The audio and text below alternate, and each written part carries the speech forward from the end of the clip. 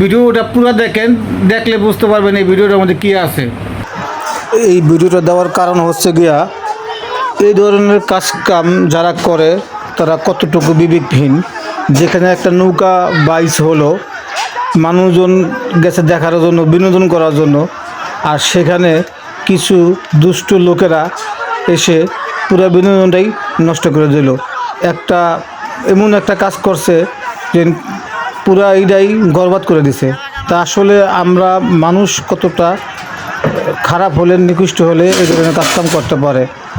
যেখানে মানুষ শত শত মানুষ গেছে নৌকা বাইচ দেখবে, তারা আনন্দ উপভোগ করবে, তারা ঘুরে ঘুরে দেখবে যে কী সুন্দর আমাদের গ্রামীণ পরিবেশ। এইরকম পরিবেশ আমরা অনেক দিন যাবৎ দেখি না। এগুলো আস্তে আস্তে আমাদের মাছ থেকে বিলুপ্ত হয়ে যাইতেছে। এটা আমরা বুঝি। যখন আমরা ছোটো ছিলাম তখন আমরা এই ধরনের বিনোদন দেখতে যেতাম আমাদের বড়দের সাথে। আজ আমরা এগুলা এক ধরনের হারানোর পথে। দেখেন মানুষ কতটা নিচু মানুষ হলে মারামারি করলে তো একটা লিমিট থাকে। আর ছোট্ট একটা তুচ্ছ ঘটনা কেন্দ্র করে কীভাবে একজনকে সবাই মিলে পিটিতেছে। আবারও দেখেন কীভাবে শুরু হয়েছে, মানে থেকে যেন আখিরি লাগা লাগছে। একটা মানুষ তো বিবেকহীন থাকতে হবে।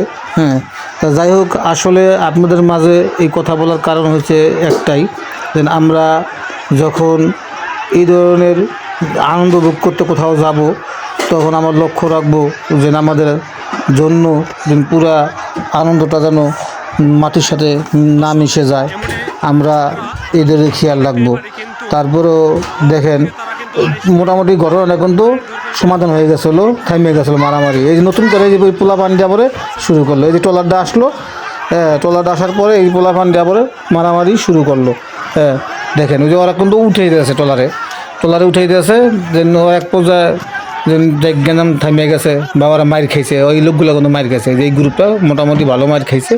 হ্যাঁ, এখন ওরা চাইছিল যে এখান থেকে ওরা বিদায় নিয়ে যাবো, কিন্তু ট্রলারে উঠা দছে। তারপরে ইট পাক্কেল বাঁশ এগুলা ফিক্কা মারতেছে। হ্যাঁ, এগুলা কতটুকু যুক্তিসম্মত?